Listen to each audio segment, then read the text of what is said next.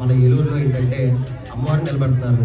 కొంతమంది ఏం చేయొచ్చు, ఏం చేయకూడదు, ఏం చేయాలి, ఇది ప్రతి ఒక్క ఆలోచన ఎవరెవరో ఏదో చెప్తున్నారు, ఎవరెవరో ఏదో చేస్తున్నారు.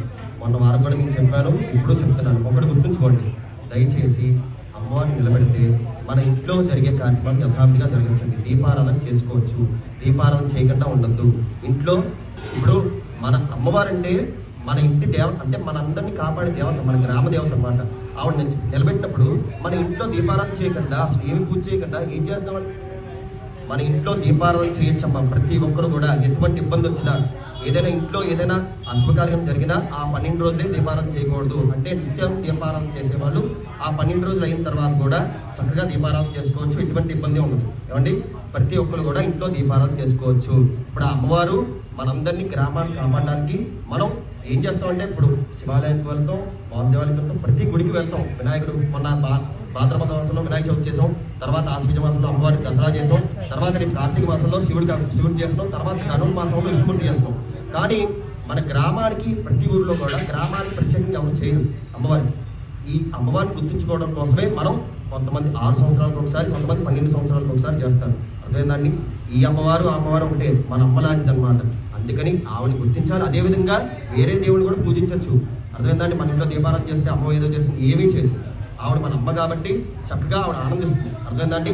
తలుచుకునేటప్పుడు, పూజ చేసేటప్పుడు ఏదైనా సరే ఆ అమ్మవారిని తలుచుకోండి, ఆ గ్రామ దేవతకు నమస్కారం చేసుకోండి, దీపారాధన చేసుకోండి. యథావిధిగా దేవాలయానికి రండి, గుళ్ళో రావచ్చు. గుళ్ళో వచ్చినంత మాత్రం ఎటువంటి దోషం ఉండదు. ఏమండి, ప్రతి ఒక్కరు కూడా ఇది తెలుసుకోండి. అదేవిధంగా ఈ అమ్మవారిని నిలబెట్టినప్పుడు ఏం చేయకూడదు అంటే, సీరియల్స్ చూడకూడదు, టీవీ చూడకూడదు, ఫోన్స్ చూడకూడదు. ఇలాంటి డౌట్ ఎవ్వరు అడగదు. దీపారాధన చేయొచ్చా అంటే లేదు, చేయకూడదు అంటే కదండి. ఇలాంటివి ఏం పెట్టుకోవద్దు. ఫోన్స్ చూడకండి, సీరియల్స్ చూడకండి, చక్కగా ఇవి ఉంచుకోండి అమ్మవారిని నిలబెట్టినప్పుడు. ఎందుకంటే అమ్మవారి ధ్యానంలో ఉండాలి మనం. అర్థమైందండి? మన పనులు మనం చూసుకోవడం కాదు. అమ్మవారిని నిలబెట్టినప్పుడు అమ్మవారికి నమస్కారం చేసుకోవాలి, ఆవిడ కోసం కొంచెం సమయం కేటాయించాలి. అందుకని సీరియల్ చూసే టైంలో చక్కగా అమ్మవారికి పూజ చేసుకోండి, అది చేయండి. అందుకని చేయాల్సింది చేయండి, చేయకుండా చేయండి. ఓకే, సినిమాలకు వెళ్ళొద్దు, ఇవి గుర్తుంచుకోండి. మంత్రి గారు ఏం చెప్పారంటే, సినిమాలకు వెళ్ళొద్దు అన్నారండి, సీరియల్స్ చూడొద్దు అన్నారండి, టీవీ చూడొద్దు అన్నారండి. ఇది గుర్తుంచుకోండి. చక్కగా పూజలు బట్టి యథావిధిగా చేసుకోవచ్చు. అమ్మవారు ఏమీ అనుకోదు. ఏంటి వాళ్ళని పూజిస్తారు, ఆవిడని పూజించండి, వీళ్ళని పూజించండి, అది గుర్తుంచుకోండి.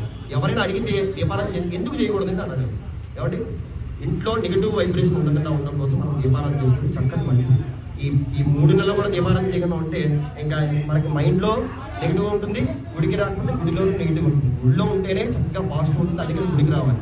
మనం పొద్దున గుడికి వస్తే ఆ గుడి